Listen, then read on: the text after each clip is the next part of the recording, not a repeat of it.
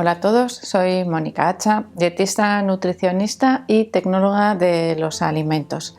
Hoy me voy a centrar en un deporte de categoría por peso y vamos a ver qué características específicas y qué prácticas deportivas no muy adecuadas se suelen realizar en este tipo de deportes, y me voy a centrar concretamente en el judo.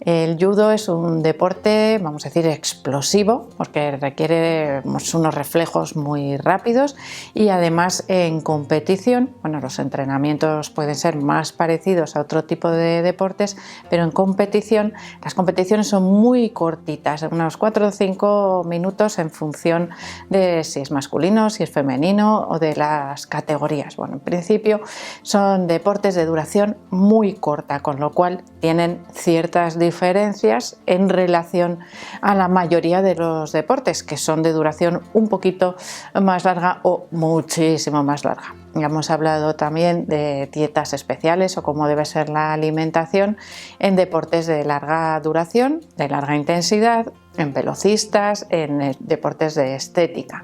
En este caso vamos a juntar varias características de algunos otros deportes.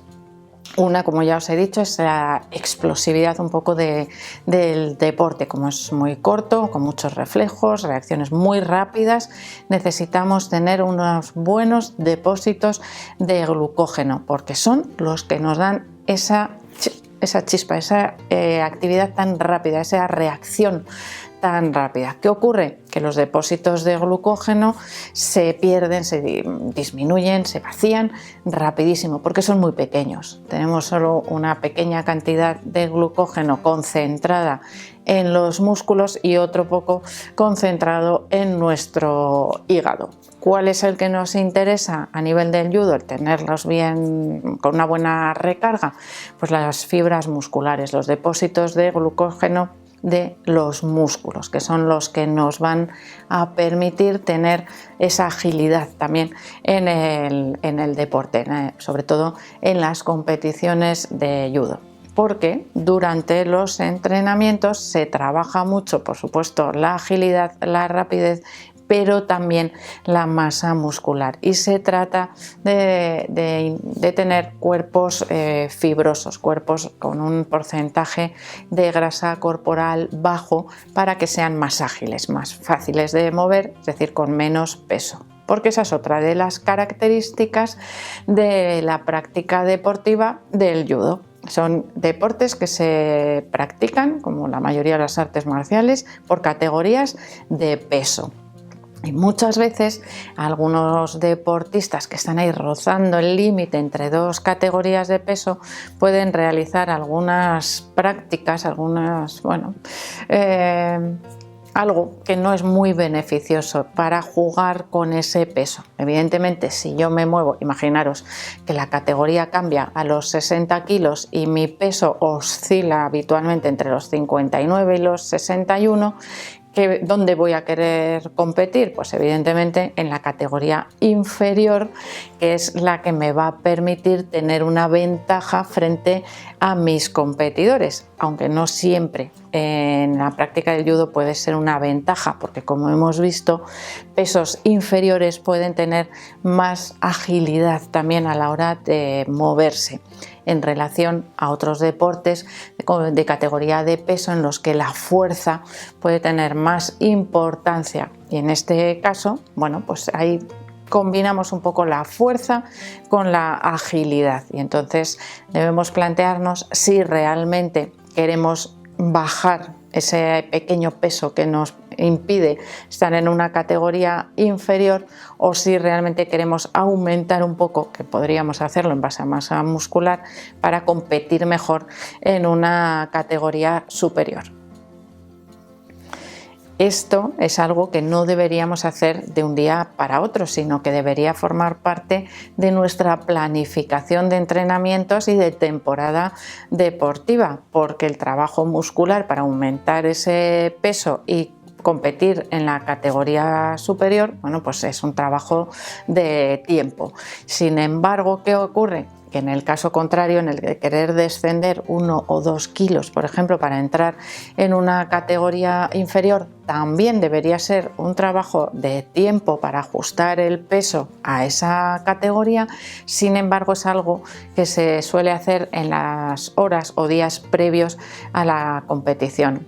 El judo, dependiendo de las competiciones, puede tener su sistema de pesaje pautado el día antes o unas horas previas a la competición. Y os cuento esto porque una de esas prácticas no beneficiosas, negativas, que se suelen realizar es la deshidratación antes del pesaje o incluso la restricción del consumo de hidratos de carbono previos al pesaje. En el caso de que el pesaje se realice la víspera, es decir, el día anterior, todavía disponemos de un pequeño margen de tiempo para la reposición de esa hidratación y de esos hidratos de carbono que hemos limitado para entrar mediante esas técnicas en la categoría de peso inferior. Pero si ese pesaje se realiza en las horas previas, no disponemos de tiempo suficiente para poder reponer la hidratación y el aporte de hidratos de carbono. Ya he hablado al principio de la importancia que tienen los hidratos de carbono, porque son los que nos van a proporcionar esa energía instantánea. Si tenemos que ingerir algún alimento, o da igual, aunque sea una bebida isotónica o un gel que nos aporte esos hidratos de carbono, vamos a obtenerlos como energía, pero no los vamos a tener fijados en nuestro músculo, no vamos a tener depósitos de glucógeno. Eso quiere decir que no vamos a tener la misma energía que tendríamos si tenemos unos buenos depósitos de glucógeno. Y además la deshidratación, es decir, no tener un buen balance hídrico previo a la competición, nos puede favorecer el tener más cansancio, peores reflejos en ese momento de competición, con lo cual ya veis que es algo que no nos va a beneficiar realmente en la competición. Vamos a conseguir entrar en una categoría de peso inferior, pero no vamos a estar en las mejores condiciones de competición, con lo cual es algo que deberíamos haber trabajado durante todo el tiempo de temporada o de entrenamientos y de pretemporada para conseguir estar en esa categoría de peso.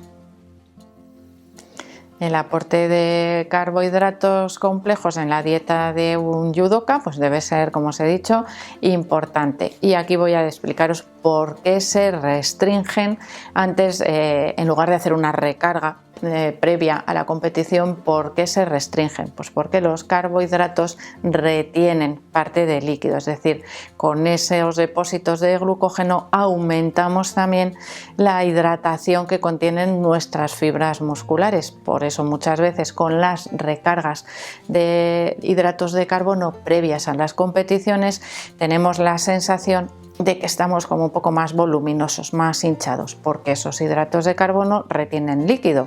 ¿Eso qué supone? Pues un pequeño aumento de peso. Por eso es algo que debemos trabajar previamente.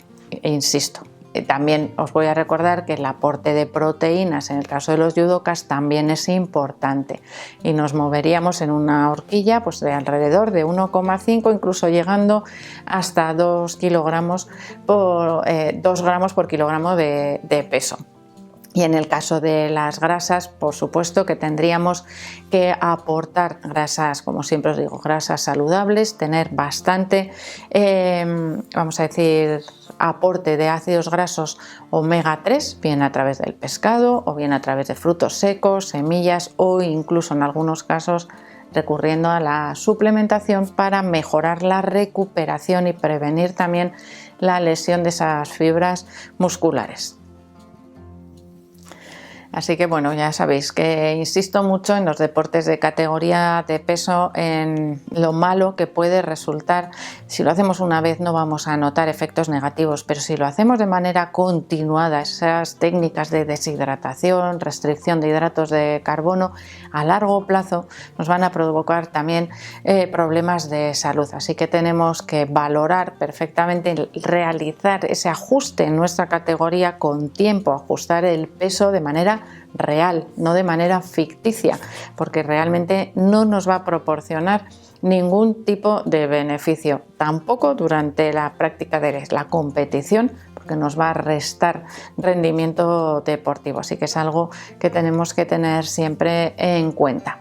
Muchas veces los judokas además son personas jóvenes, en adolescencia, y todo este tipo de prácticas irregulares, vamos a llamarlo de esa manera, en el ajuste del peso pueden provocar defectos también en el crecimiento y en su regulación hormonal, en una etapa en la que están en pleno crecimiento. Así que es algo totalmente desaconsejable. Así que espero que os haya gustado el vídeo, que le deis por supuesto al like. No dejéis de suscribiros al canal y espero seguir viéndoos a todos en los siguientes vídeos.